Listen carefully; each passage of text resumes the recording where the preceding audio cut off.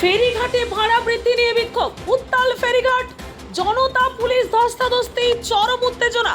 আবারও জানি রাখি, ফেরিঘাটে ভাড়া বৃদ্ধি নিয়ে বিক্ষোভ, উত্তাল ফেরিঘাট, জনতা পুলিশ ধস্তাধস্তি, চরম উত্তেজনা। ফেরি চলাচলের ভাড়া দ্বিগুণ বৃদ্ধি করা হয়েছে, যাকে ঘিরে উত্তেজনা ফেরিঘাট চত্বরে। ঘটনাটি পূর্ব বর্ধমানের নাদনঘাট থানার অন্তর্গত নসরাতপুর ফেরিঘাটে। প্রত্যেক দিন নানা প্রয়োজনে একাধিকবার ভাগীরথী পারাপার করতে হয়। কৃষিজাত পণ্য হোক বা যে কোনো প্রয়োজনে ফেরি মূল ভরসা। হঠাৎই করে দ্বিগুণ ভাড়া বৃদ্ধির প্রতিবাদে সকাল থেকে উত্তপ্ত পূর্ব বর্ধমান নাদন থানার নসরতপুর ফেরিঘাট। পুলিশ পরিস্থিতি নিয়ন্ত্রণে আনতে পৌঁছলে আরও বিক্ষোভ বাড়তে থাকে। বাগবিতণ্ডায় পুলিশের বিরুদ্ধে লাঠি চার্জ করার অভিযোগ। উত্তেজিত জনতা, দাবি একটাই, ভাড়া কমাতে হবে। ঘটনাস্থলে ব্যাপক উত্তেজনা, রয়েছেন স্থানীয় জনপ্রতিনিধিরাও। আমরা দেখে নেব সেই খবর।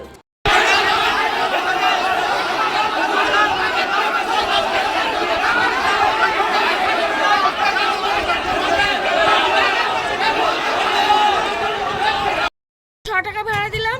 আচ্ছা, আর ওই পারে আবার আসার সময় 6 টাকা ভাড়া দিতে হবে। ভাড়া বেড়েছে তাই তো? ভাড়া বাড়াচ্ছে। কি বলছেন এখন? কি বলছে, এটা তো সম্ভব নয়। কাউকে আমি তো হয়তো দিলাম, আর সরকারি হিসাবে তো আর 5টা লোক, আরও তো পারে 200 লোক আছে, তারাও তো এত ভাড়া দিতে পারবে না। ধরো অনেকজনাই আসে, ধরো বাচ্চা নিয়ে, তাদেরও তো ভাড়া দিতে হবে। তাহলে তাদেরও তো সেই 5 টাকা করে দিতে হবে সেই বাচ্চাগুলোকে। এ সম্ভব এরকম ভাড়া বাড়ানো? অসম্ভব। সরকারি এরকম বাড়ায় না। ওনারা যদি এরকম করে, ওনারা জানাক, জানাক যে এত ভাড়া এরা আবেদন করছে। এপারেই বাড়ি তাই তো? আমার এপারও বাড়ি, এপারে বাপের বাড়ি, আমার হচ্ছে বাড়ি পূর্বস্থলী।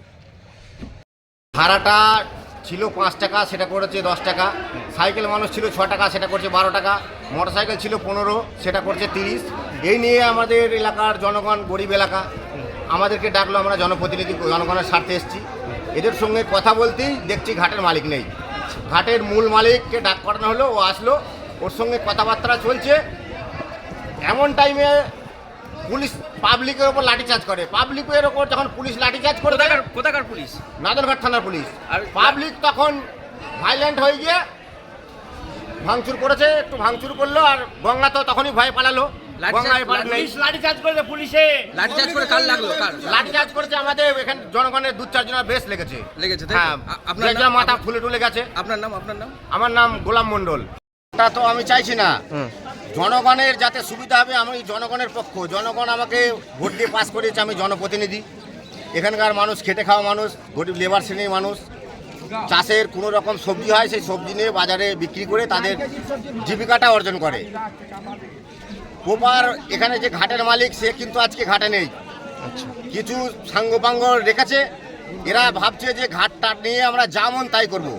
সাধারণ খেটে খাওয়া মানুষের উপর জোর জুলুম, এটা আমরা বরদাস্ত করবো না। এর জন্য যত রকম পদক্ষেপ নিতে হয় আমরা নিতে প্রস্তুত। পুলিশ এসছে, কি বলবেন? পুলিশ এসছে, পুলিশকে আমরা পুলিশের সামনেই তো আমরা বলছি যে এখানকার খেটে খাওয়া মানুষ, এখানে প্রপার মালিক যে আছে তাকে নিয়ে আসেন। পুলিশ তো কোনো কর্ণপাতই করছে না, পাবলিককেও কিছু বলছে না।